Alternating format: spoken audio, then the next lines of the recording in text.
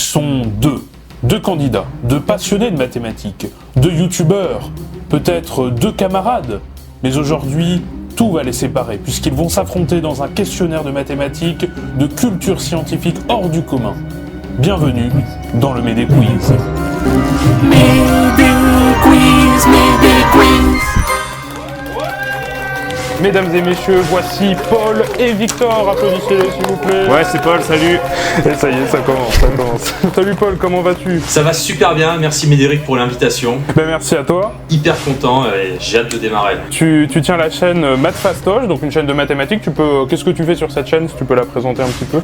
L'idée c'était avant tout d'aider les lycéens. Donc j'avais commencé par corriger des exercices un peu atypiques et puis maintenant pas mal de vidéos de cours. Et t'as sorti tout récemment un livre de mathématiques pour le programme de première. Est-ce que tu peux en parler aussi un petit peu? J'ai essayé de faire un pas de côté sur tout ce qui se fait déjà dans les éditions actuelles et de présenter le programme de première dans sa genèse historique, dans sa construction épistémologique si je puis dire. Donc de mettre un peu de sens et un peu d'humain dans la science. Enfin je dis un peu mais en réalité c'est beaucoup. On peut le retrouver évidemment sur Amazon, c'est ça, et puis au format papier comme tu l'as présenté, au format PDF. Ouais. Et puis on a Victor qui t'affronte. Victor vite, qu'on ne présente plus. Ça fait très longtemps qu'on t'a pas vu sur ma chaîne, je crois. Ouais, ça, mais je pense que je t'ai plus vu que ma daronne ces derniers mois. Est-ce que je serais pas le mec avec qui t'aurais le plus fit? Oui, clairement. En comptant ta chaîne, les shorts, oui. largement. Donc tu viens de rentrer en première année de licence de maths, c'est ça? C'est ça, à l'UPEC de Créteil, voilà. La licence, c'est pour ceux qui n'ont pas le niveau de faire prépa, non? C'est ça? Calme-toi. Je réponds pas à la provocation. Il est rageux, c'est un rageux. Vous allez vous affronter donc sur un quiz de mathématiques, de culture mathématique. Je vais vous expliquer évidemment les règles du jeu au fur et à mesure. Ça se fera en 4 manches. Évidemment, le vainqueur à la fin remportera mon respect éternel. Cette émission est sponsorisée par O2Switch. Tu cherches comme moi à l'époque à te créer un magnifique site internet avec ton nom de domaine et tes adresses email personnalisées. Tu cherches un espace pour stocker des fichiers assez lourds sur le web pour pouvoir les partager, les transférer ou les intégrer facilement. Tu n'as pas envie de payer une fortune chez Google ou faire fonctionner une entreprise russe totalement opaque sur la façon dont elle traite tes données et les fichiers que tu stockes chez eux. Moi je ne vois qu'une seule solution et elle s'appelle O2Switch. O2Switch est un hébergeur français fondé en 2009 à Clermont-Ferrand au milieu des volcans. Non, pas ces volcans-là.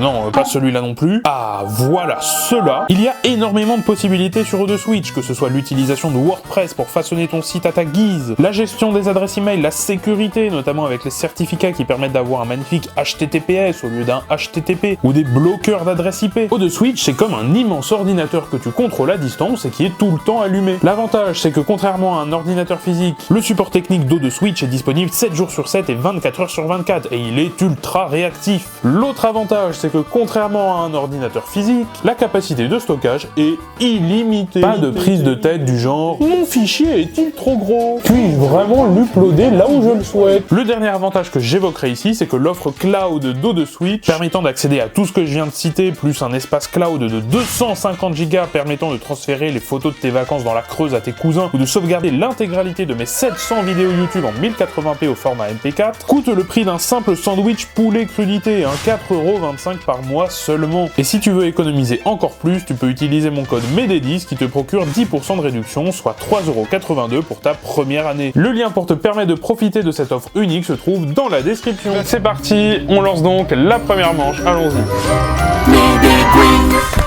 Première manche de ce Médé Quiz, vous allez pouvoir remporter un total de 12 points. Ça se jouera sur 6 questions un peu à la manière de questions pour un champion, si vous connaissez le principe. Donc il y a des phrases à rallonge avec des indices, il va falloir trouver le premier finalement qui buzz et qui trouve la bonne réponse, eh bien remporte 2 points par bonne réponse. Si jamais Victor tente sa chance, il va avoir faux, mais moi après quand je vais tenter ma chance, si jamais j'avais faux, qu'est-ce qui se passe? C'est 0 point sur la question? 0 point si aucun des deux n'a la bonne réponse. Bien entendu, si vous donnez une mauvaise réponse, vous n'avez plus la main et ce sera à l'adversaire évidemment de répondre. C'est parti pour cette première question. Je suis un théorème énoncé pour la première fois sous sa forme originale au IIIe siècle dans un ouvrage de Sun Tzu et repris par Qin Juasho. Ah, vas-y Paul. Les restes chinois? Effectivement, théorème des restes chinois. Très efficace. En 1247, d'abord utilisé pour résoudre des énigmes faisant appel à des nombres entiers, comme les possibilités de rangement de soldats dans une armée. Je suis aujourd'hui un résultat d'arithmétique postulant sous certaines conditions l'existence de solutions uniques selon un certain modulo d'un système de congruence et pouvant finalement se généraliser en théorie des anneaux. Je suis un théorème trouvant des applications dans la mécanique des engrenages. C'était bien le théorème des restes chinois. Ça fait donc 2 points pour Paul. Félicitations. C'est parti pour la deuxième question. Je suis un mathématicien prolifique, contemporain de Carl Friedrich Gauss et membre de l'Académie des sciences. Influencé par les travaux de Bernard Bolzano et né à Paris 1 mois après la prise de la Bastille, je suis notamment connu pour avoir introduit la notion de fonction holomorphe en analyse complexe. Paul. Non, je vais dire une énorme connerie, je me suis trompé. Non, j'allais dire point carré, mais ça colle pas du tout. Ce n'est pas point carré, donc la main est à Victor. Victor, tu peux soit répondre maintenant, soit attendre la fin de l'intitulé. La notion de fonction holomorphe en analyse complexe, je suis aussi connu pour mes travaux sur les critères de convergence des séries entières. En topologie, certaines suites permettant de caractériser la notion de complétude des espaces métriques portent mon nom. Je partage aussi avec Hermann Schwarz le nom d'une inégalité sur les produits scalaires. Alors Victor, est-ce que ça te parle? Cauchy. Eh oui. Eh oui, il m'a dit Cauchy, Augustin-Louis Cauchy. Bravo Victor. Troisième question. Je suis une fonction mathématique dont l'idée est introduite par Daniel Bernoulli dans une lettre envoyée à Christian Goldbach en 1729. D'abord exprimée sous la forme d'une limite d'un produit infini, je suis reprise la même année par Leonhard Euler qui me trouve une expression sous la forme d'une intégrale... Mais non, mais j'ai pas fait exprès. Paul. J'ai buzzé sans faire exprès, laisse tomber. Aïe. La fonction gamma, je vais dire, puisque j'ai buzzé, mais c'est pas ça. Eh ben, c'est ça. C'est la c'est fonction ça gamma. Ah, putain. Ah, yes. C'est la fonction gamma. Léonard Euler, la fonction gamma d'Euler, qui me trouve une expression sous la forme d'une intégrale impropre, définie dans un premier temps sur l'ensemble des complexes à partie réelle strictement positive. Je possède un prolongement analytique sur les complexes privés des antinégatifs. Je suis surtout connu pour servir de prolongement à la fonction factorielle. C'est ça, la fonction gamma. Donc, un petit coup de chance. On a fait la moitié de cette première manche. Question 4. Je suis une branche des mathématiques trouvant des applications directes en physique et en philosophie. Introduite en mathématiques à la fin du 19e siècle par Henri Poincaré, je permets le Victor. La théorie des nœuds. Eh non, c'est pas la théorie des nœuds. Putain. Malheureusement. Ah, le seum. C'est pas la théorie des nœuds, je suis introduite au 19e siècle par Henri Poincaré, je permets le développement philosophique des notions d'émergence et de déterminisme. Mon étude a permis de formaliser l'imprédictibilité des phénomènes météorologiques et climatologiques, extrêmement sensibles au... Oui, vas-y Paul. Le mouvement brownien? Non, malheureusement, on cherchait une discipline, une branche des mathématiques, donc c'était la théorie du chaos. Ah ben c'est ce que je... Bah ouais, mais ok. Bon, ok, my bad. J'hésitais entre les deux, mais c'est pas grave. Théorie du chaos, on me retrouve souvent dans la culture populaire avec des illustrations faisant appel à un double pendule, par exemple, ou encore avec l'effet papillon, une théorie qui est sœur de la théorie ergodique. Donc c'était la théorie du chaos qu'on cherchait. Pas de point pour cette question. C'est parti pour la question 5. Je suis une constante mathématique, apparaissant en théorie des nombres. Je suis un cas particulier d'un sous-ensemble indénombrable mais négligeable au sens de Lebesgue de l'ensemble des réels. Mon créateur à qui je dois mon nom... Vas-y, Victor. Mais je dis de la merde, attends, putain, je dis de la merde. J'allais dire Aleph 1, mais c'est pas une constante Aleph 1. Alors, c'est pas Aleph 1, puis on cherche, comme je l'ai dit, hein, mon créateur à qui je dois mon nom. Donc malheureusement, ce n'est pas ça. Mon créateur a d'ailleurs prouvé ma transcendance en 1844. Bien que le procédé général de construction de mes frères utilise les fractions continues, on peut, quant à moi, m'obtenir par la somme d'une série faisant intervenir une factorielle dans un exposant. Je suis compris entre 0 et 1, et mon développement décimal ne contient que ces deux chiffres, à savoir 0 et 1. Est-ce que Paul a une solution?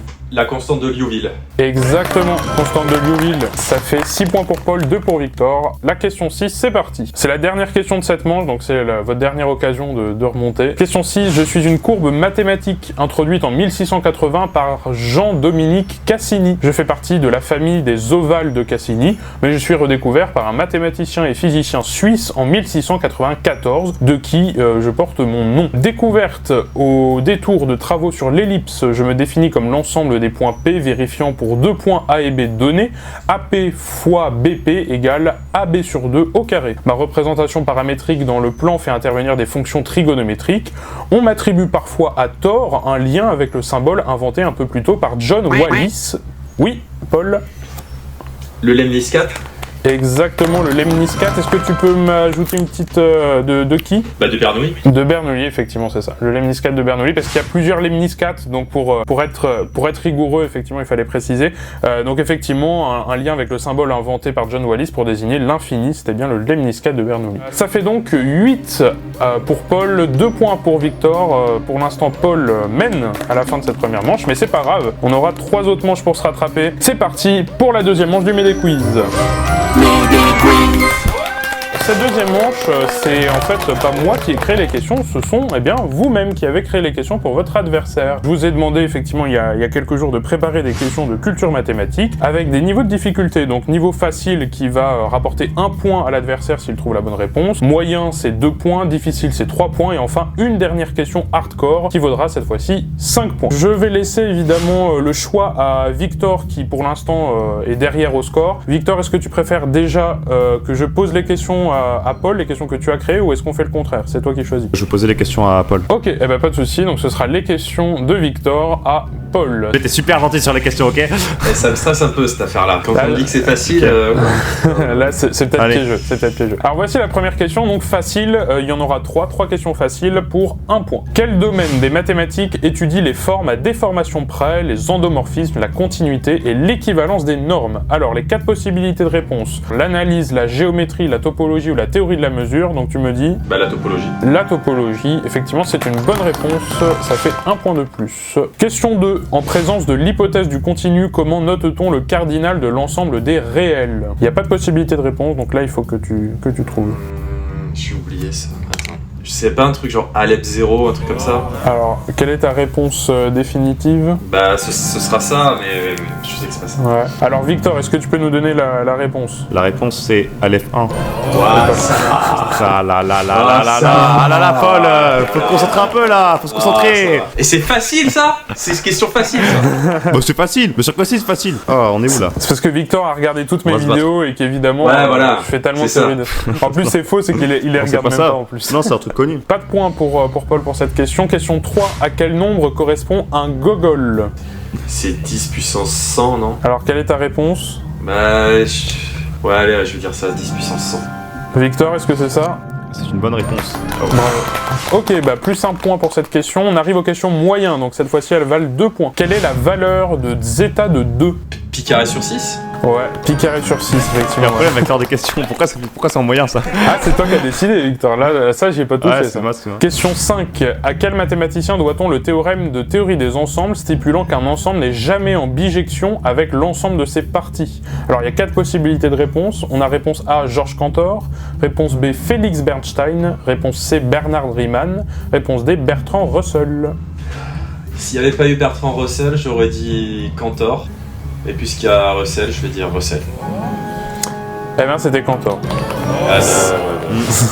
Aïe aïe aïe aïe aïe. C'était Cantor. Et je pensais que c'était le piège. Et parce que ça me faisait penser à l'ensemble de tous les ensembles, est-il inclus dans lui-même et tout, donc... Question 6, toujours pour 2 points. Soit n un entier strictement positif. Il faut que tu exprimes gamma de n à l'aide d'un outil de dénombrement. C'est le produit des factoriels, non, c'est pas ça. Ouais, je vais dire ça, mais je sais plus. Le produit des factoriels, est-ce que Victor peut nous dire si c'est la bonne réponse ou pas? Non, c'est une mauvaise réponse. La réponse était factoriel de n-1. Factoriel de n-1. J'allais dire factoriel n, mais je me suis dit c'est débile, pourquoi est-ce qu'on aurait inventé une fonction pour dire ça? Bah, c'est la fonction prolongement. C'est le prolongement de la fonction factorielle. On l'avait dit en plus, t'étais là, t'as répondu bon. Ouais, mais je le savais quand j'avais ton âge, ça. J'ai oublié.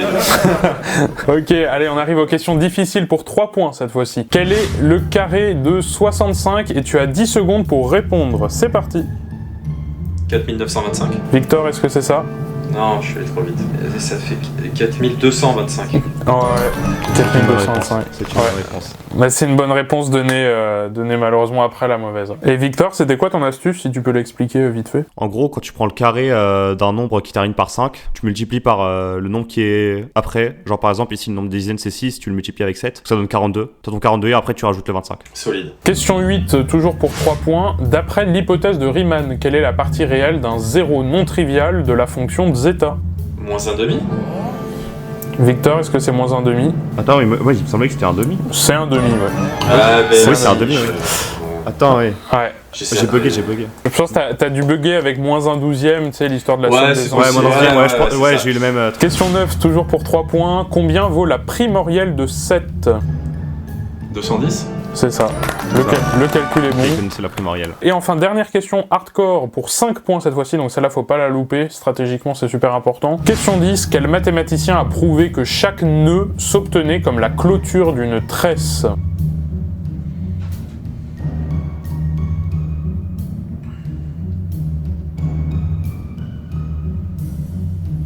Je sais pas, c'est un russe, mais j'ai oublié. Alors Victor, C'était Alexander. Oui, c'est américain, oui, il semblait bien aussi. le récapitulatif des points, donc Victor peut remonter, hein, parce que là, Paul n'a fait que... Donc il a 15 points, 2 pour Victor pour l'instant, donc maintenant on inverse. Je vais poser les questions créées par Paul à Victor. C'est parti, allons-y pour cette première question facile. La paternité du calcul différentiel a entraîné un conflit entre 2 hommes, lesquels? Réponse A, Galilée et Tupac. Réponse B, Archimède et Euclide. Réponse C, Newton et Leibniz. Réponse D, Gauss et Schall. Newton et Leibniz. Réponse C, Newton et Leibniz, effectivement. Ouais, c'est quand même vachement plus simple que tes questions simples à toi. Qu'est-ce que tu racontes? Galilée et Tupac, qu'est-ce que tu me veux? Qui aurait pu répondre ça? Mais oh là là, t'es un rageux. J'écoute pas les rageux. Question 2. Alors celle-là, Victor, je pense que t'as la réponse. Évariste Galois est mort en duel en prison, mais pourquoi eut-il à participer à ce duel? Alors est-ce que c'est réponse A pour une histoire de cœur? Réponse B pour gagner de l'argent? Réponse C pour avoir droit à une libération anticipée? Réponse D car il adorait tirer à la carabine. La réponse A. Réponse A pour une histoire de cœur. Alors Paul, est-ce que c'est ça?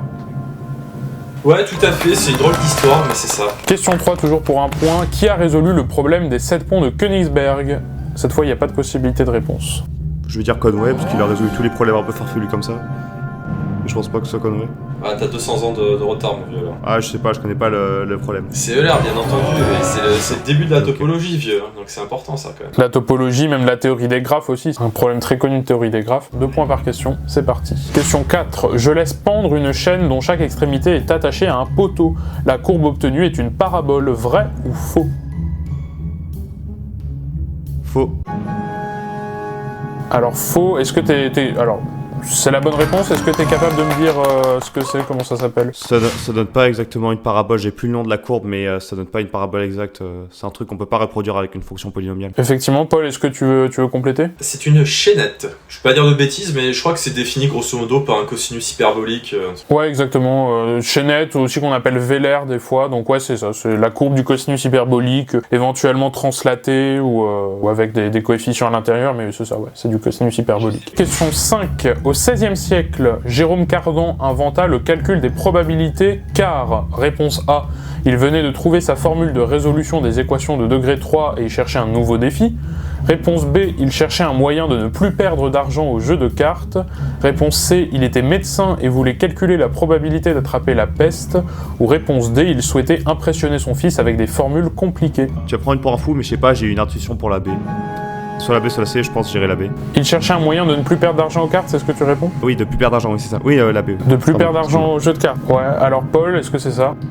C'est exactement ça. C'est exactement comme ça qu'il a inventé le calcul de probabilité. Et parce qu'il jouait beaucoup aux dés et aux échecs avec les membres de la famille royale d'Italie de l'époque, et il perdait beaucoup d'argent. Question 6. Grigory Perelman refusa la médaille Fields pour plusieurs raisons, mais la plus nette est qu'il estimait qu'un autre mathématicien la méritait autant que lui. Qui était-ce? Richard Hamilton. Joli. Très joli. Voilà. Bien, Alors bien, Paul, bien, ça dit bien. quoi? Ah non, bien. Allons-y pour les questions difficiles. Question 7. La règle des signes de Descartes, ça donne une information sur quoi? Réponse A, sur la résolubilité d'une équation à la règle et au compas. Réponse B, sur le nombre maximum de racines d'une équation polynomiale. Réponse C, sur le signe d'une fonction au voisinage de certains points. Réponse D, sur l'existence d'un extrémum local sans utiliser la dérivation. Je dirais la 3. Je sais qu'il avait fait travaux dans ces trucs-là, donc je dirais la 3. Réponse C, donc sur le signe d'une fonction au voisinage de certains points. Ouais. Alors Paul, est-ce que c'est ça? La règle des signes de Descartes, ça te donne une information sur le nombre maximum de racines d'une équation polynomiale. Ah ouais? Ouais, En fait, tu comptes le nombre d'interversions de signes qu'il y a, donc sur un polynôme. Prends x cube moins x plus 3, par exemple. Là, tu as 2 interversions de signes, et donc ça fait que tu as au plus 2 solutions. Question 8. Christian Huygens bornait le système solaire à 6 planètes. Pour quelle raison? Réponse A, car il avait 6 doigts et pensait que c'était un signe divin. Réponse B, car c'est écrit ainsi dans la Bible. Réponse C, car 6 était un nombre considéré comme magique. Ou réponse D, car 6 était le nombre fétiche de sa femme. Tu vas me prendre pour un fou, mais je vais dire la 4. Donc réponse D, car 6 était le nombre fétiche de sa femme. C'est tellement la réponse de con, mais c'est vraiment la réponse de gros con, mais je sais pas, j'ai envie de répondre ça. De toute façon, j'ai pas. Vas-y, dis-moi la réponse, Paul. Christian Huygens a été seul toute sa vie. Voilà. Contrairement à beaucoup de savants comme Newton par exemple, il a beaucoup souffert de la solitude et de son insuccès envers les femmes. Et il était pas jaloux, mais on va dire envieux de son frère qui avait eu des enfants. Et il a dit cette phrase qui est assez belle, mais je vais la déformer, c'est en parlant de l'enfant de son frère, tu as fait quelque chose d'aussi beau que ma théorie, en fait, quelque chose comme ça. Parce qu'il avait fait une théorie sur les pendules, quelque chose comme ça. La réponse c'est que 6 est un nombre parfait, parce que 1 plus 2 plus 3, ça fait 1 fois 2 fois 3. Enfin, je l'ai lu à la fin des principes de Newton, mais j'ai lu surtout la préface de Voltaire, les premiers chapitres, et la fin, le commentaire d'Émilie du Châtelet, et c'est là-dedans qu'elle en parle. Alors, question 9, il te reste que 2 chances de gagner des points, Victor, donc là, faut en profiter. Le crâne de Descartes a été volé et est passé de main en main pendant 100 ans. Aujourd'hui, il y a une inscription au dos. Alors, de quel type est cette inscription? Alors, réponse A, c'est un poème, réponse B, un dessin, réponse C, l'équation de la tangente, ou réponse D, ses initiales. Une inscription au dos de son crâne. Un poème, un dessin, l'équation de la tangente, ou ses initiales. Je dirais un poème.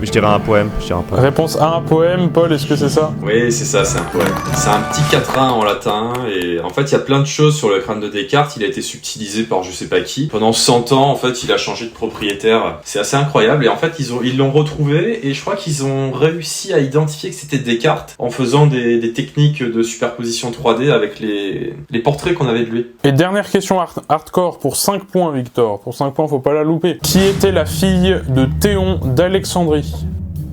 Merde, attends. Ah, j'avais entendu parler. J'ai plus quoi. Fini. Ah, c'est terrible ce qui m'arrive. Terrible. Pas de réponse du coup, Victor? C'est sûr que j'ai bien sûr que je l'ai le bout de la langue. Allez, Bon, ça va, c'est long là, c'est trop long. Là. Nique sa mère, je vais dire Candice, vas-y. Candice. Je sais que c'est pas ça, putain, ça me rend ouf, vas-y. Et c'est qui ça, Candice? Tu sais pas. Ouais, ça existe pas. Vas-y, allez. Candice d'Alexandrie, ça existe? Non, oui, je m'en fous, ouais. Dis pas. Dis la réponse. C'est Hypatie d'Alexandrie. Ouais, Hypatie d'Alexandrie. Ok, bah fin de cette deuxième manche. Petit rappel sur les scores, donc Victor a 13 points, Paul a 15. Donc pour l'instant Paul est un tout petit peu devant, mais ça peut vite tourner. Hein. C'est parti donc pour la troisième manche, allons-y.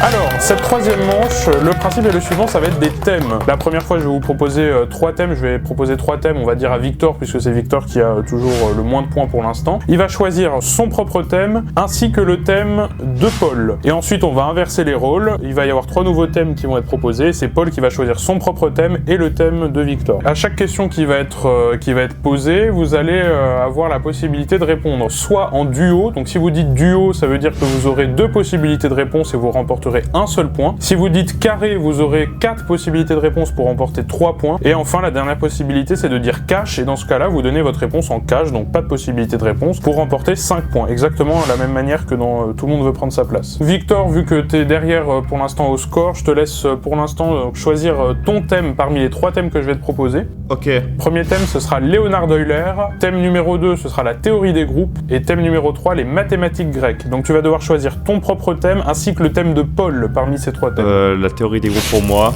Ok. Et les mathématiques grecques pour Paul. Très bien, très bien. C'est d'abord Victor qui va répondre à ses propres questions, donc sur la théorie des groupes. Première question. Quel mathématicien est à l'origine du mot groupe? Donc duo, carré, cash. Duo pour 2 possibilités de réponse, carré pour 4, et cash pour pas de possibilité de réponse. Cash. Lagrange. Tu me dis Lagrange? Eh bien non, c'était pas Lagrange, c'était Évariste Galois. Ah, c'est Galois, c'est ça? Oh putain, la vache. C'est Lagrange qui a inventé la théorie des groupes en fait, mais il a pas donné, putain. Question numéro 2. Si l'on retire à un groupe la nécessité d'avoir un symétrique pour chacun de ses éléments, quelle structure algébrique obtient-on? Duo, carré, cash. Cache. Vas-y. Un monoïde. Ouais, très bien, c'est ça, c'est un monoïde. Comment tu sais ça? C'est quoi ce truc? Mais je suis même pas au courant de ça. Ça vient de sortir?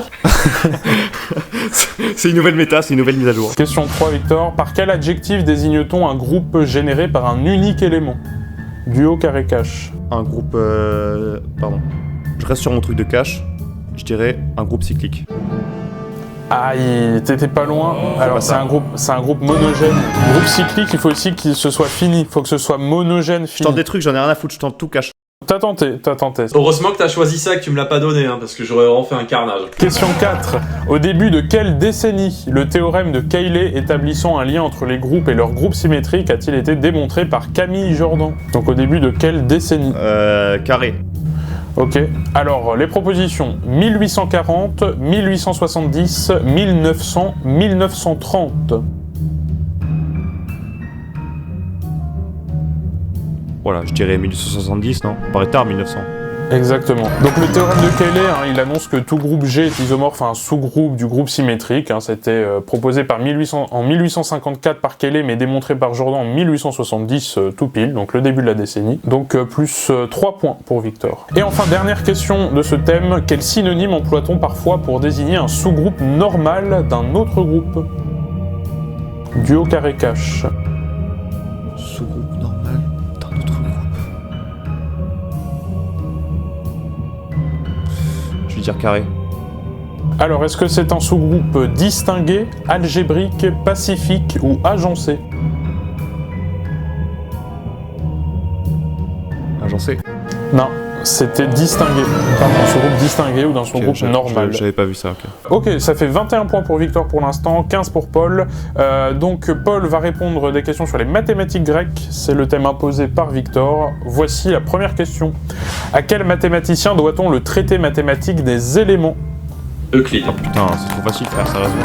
C'est quoi ces questions de merde là? T'es sérieux là? Putain, le folle quoi, je me fais voler, c'est une dinguerie. Comment qualifie-t-on une équation polynomiale dont les solutions sont à chercher parmi les nombres entiers? Duo, carré, cache.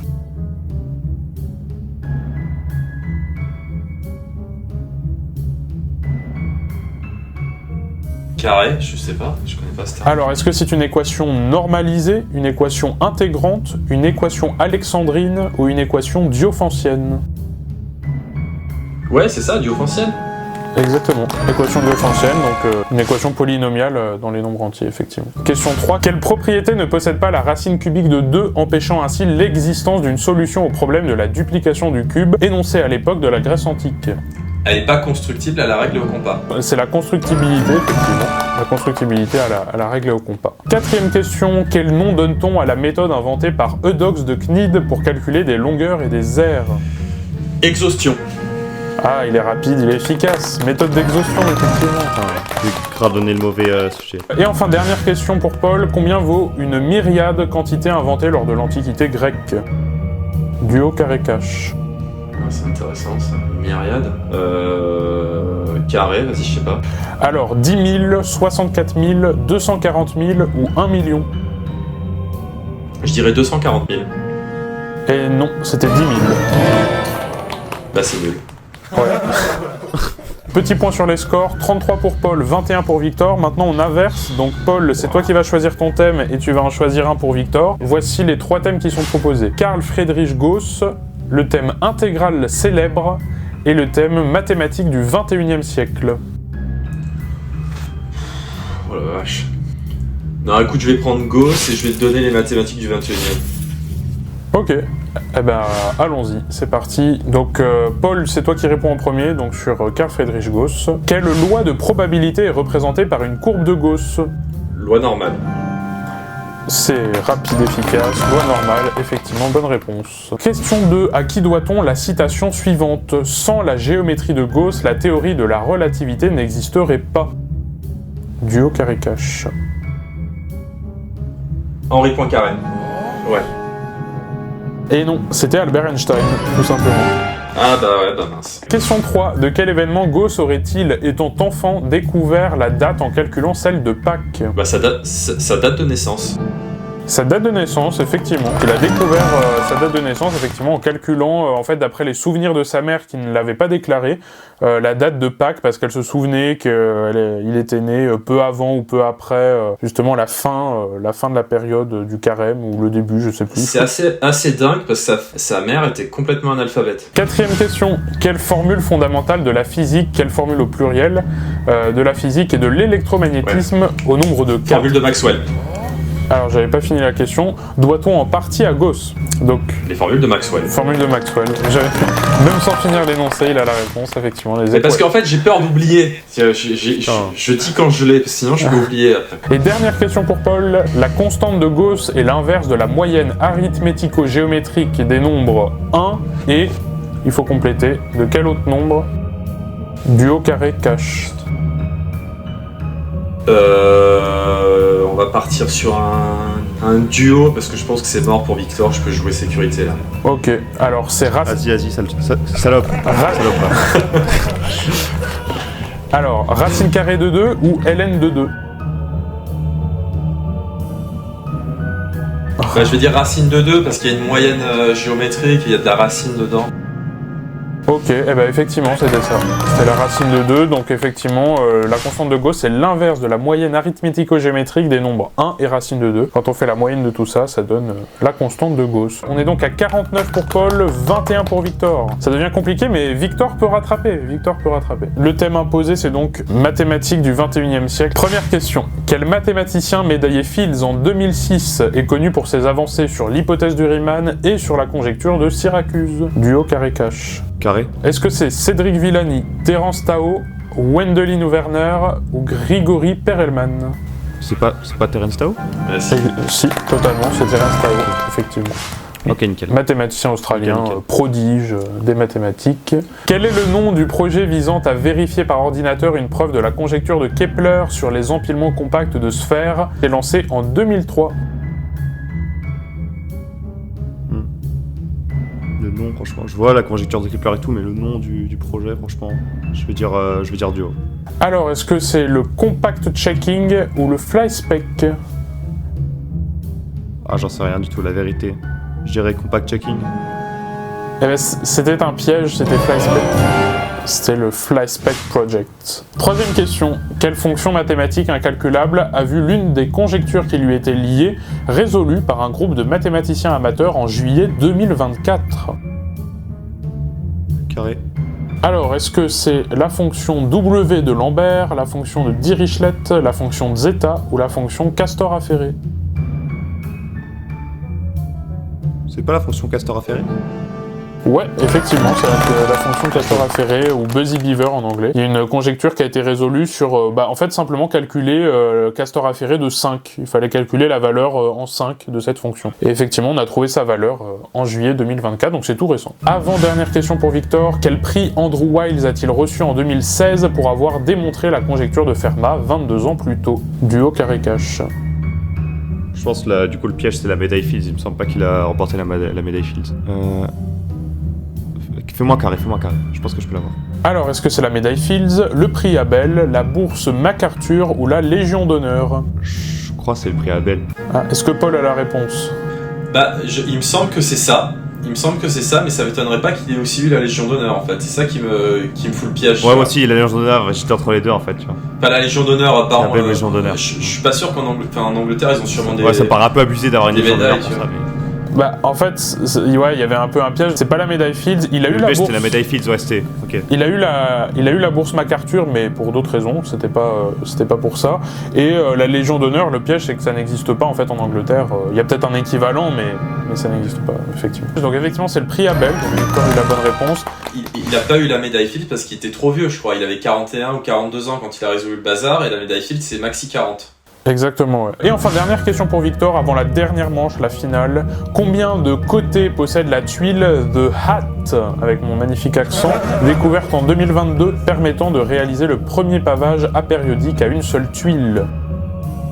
Le nombre de côtés de cette tuile.